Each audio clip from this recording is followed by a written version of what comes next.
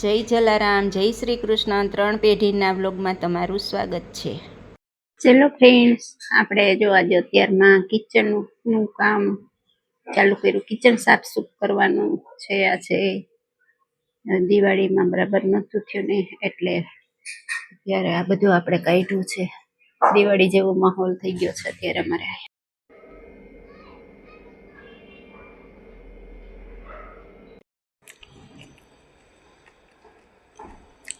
જો બહેણી ઉટકીને તડકે મૂકી દીધી છે.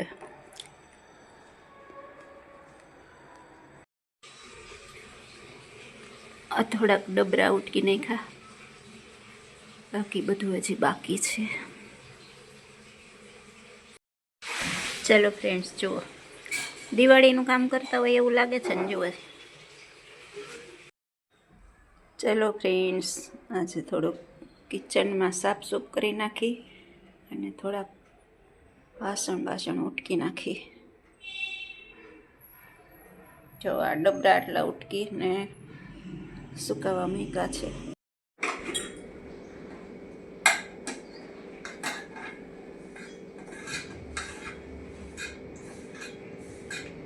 જો બાકી લાવો, હું બધી બહેણીમાં મસાલા પાછા ભરી દઉં. જો ફ્રેન્ડ, મગમાં ઘડીએ ઘડીએ મટકા થઈ જતા હોય ને, તો આવા થોડુંક તેલ નાખી અને આમ મિક્સ કરી નાખવાનું. અને જુઓ, આટલું તેલ નાખવાનું એટલે તમારે ગમે એટલો ટાઈમ થશે ને તો એ મટકા નહીં પડે. અમે તો આવી રીતના જ ભેગા મગ લઈ લઈને પછી આવું તેલ ચડાવી દે. આ રીતે બંને નાસ્તો કરવા બેસાડી દીધા છે. હવે ગરમા ગરમ થેપલા, પાપડી ગાંઠિયા અને સેવ મમરા.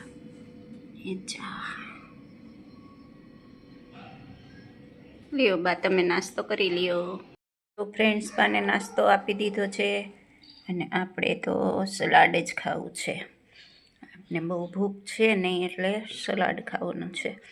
કાકડી, ટમેટું, બીટ, આવું બધું ખાવાનું છે ને એમાં થોડાક મમરા નાખી દીધા એટલે ભેળ જેવું થઈ ગયું. જો તમને અમારો વ્લોગ ગમ્યો હોય તો લાઈક, શેર, સબસ્ક્રાઈબ કરવાનું ભૂલતા નહીં. Bye bye.